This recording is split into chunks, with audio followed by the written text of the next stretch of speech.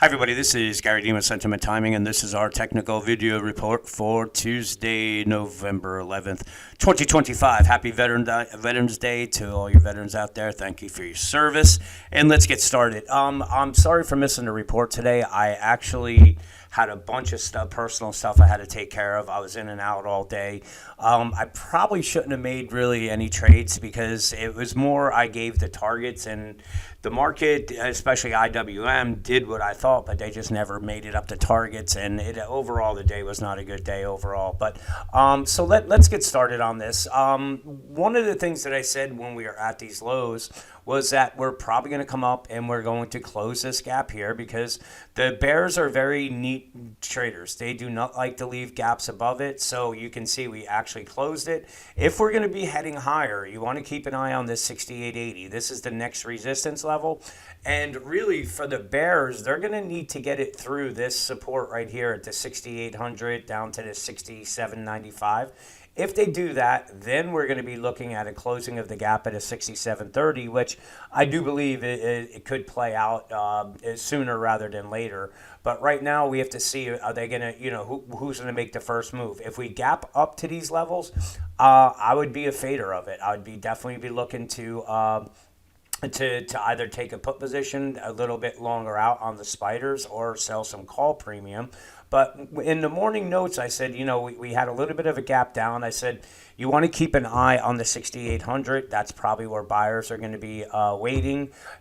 They were, and from there, they ended up closing the S&P up 14 points. So it was a nice little reversal. But with this reversal comes these massive divergences. So again, I'm up in the air on whether they're going to open it up here or possibly even try for a move up to the previous all-time highs.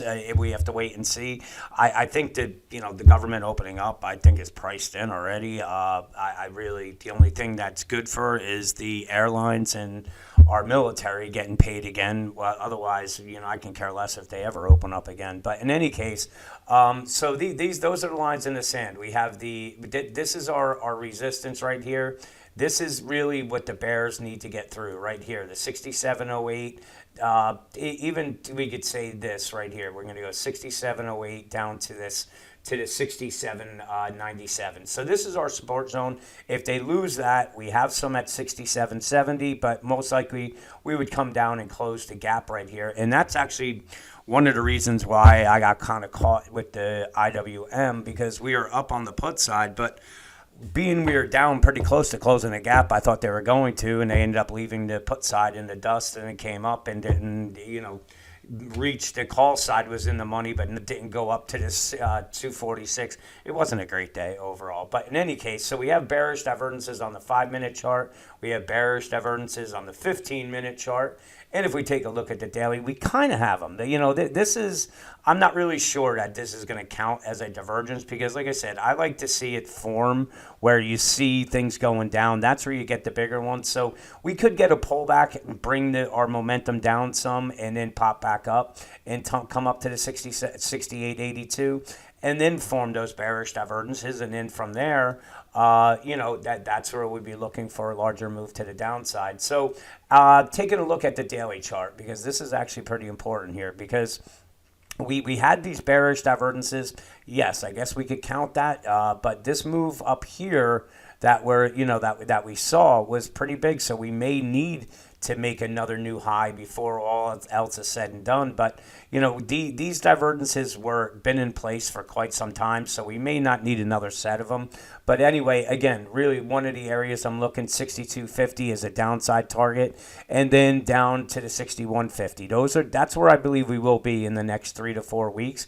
I'm not marrying that idea on it. I just think that with the size of the move we had, I think there's just a lot of jitters out there on both professional and for retail, and it's not going to take a whole lot to shake this market up, and I don't know what would be the catalyst on it, but I'd be very careful buying up here. And most likely, if we get a bounce in the quantums, I'm actually going to lower my exposure on those. I have the put side of each one of them, but it's not even keeping up with what's they've been getting shellacked. So I'm still a believer in them. I still believe they'll be be 10 times higher than where they are now. And so I still like the buying, but I'd rather, if I can sit there and take profits in RGTI at 39 and buy it back at 25, I'd rather do that than ride it all the way back down. So anyway, there's not, we're getting some mixed signals, meaning that we still should get a deeper pullback than we got here. Again, 67.80 would make sense. These divergences are telling us that if we do have more upside, we're probably going to find sellers waiting up here. If we get down into, a decent little area as far as support and it holds, then we could look to the upside. But right now, I'm going into things very, very cautious, at least until this gap is filled on it. So take a look at IWM, and this is really my thorn in my side right here. So we had the move, coming down on it. We found support. So I had said to take the 644, 643 straddle on it or strangle, and we came down to support, and then we bounced, and really when we were here, I thought we were coming down at least just going to close this gap. It wasn't really that much more, but the bears could not get it through this moving average every time we came here. And by the time I was out and I tried to get out of them, and before we knew it, we're running up.